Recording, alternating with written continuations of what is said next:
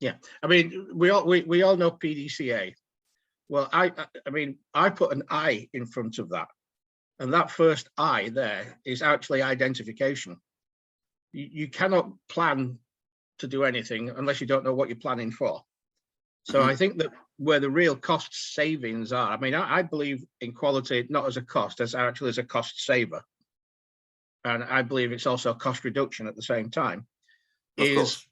is the identification of where the likelihood of defect is, and then plan to actually address that, and then check it, make sure that it is actually doing what it's doing.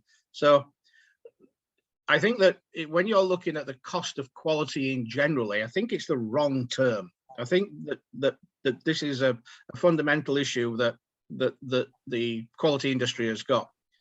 The cost of quality is actually, or should be, an investment in cost reduction. You cannot keep wasting raw materials, even if you do have to rework them, or you can rework them. The fact is that you've got the cost of rework, the cost of new materials, and you've also got confidence. Any time that you have a failure, it is a confidence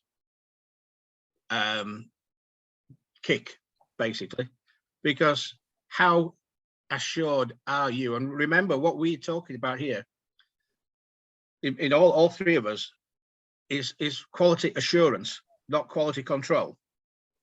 And the quality assurance has to be based on how sure are you of your processes.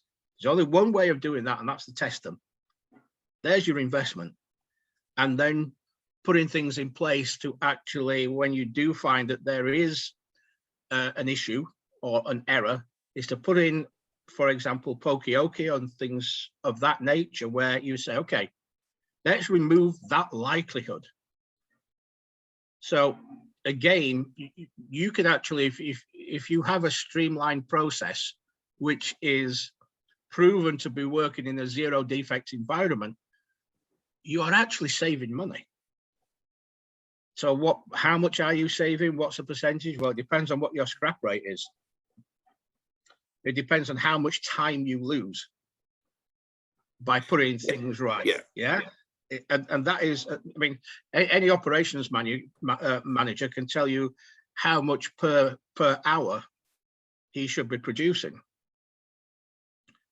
But if he's producing every 10th unit has to be reworked, well, he's lost the 10th unit plus the time of rework, plus unassurity, that's not the right word, but he's unsure of how stable his production line is, which normally means he slows his production line down. Yeah. And that again adds cost.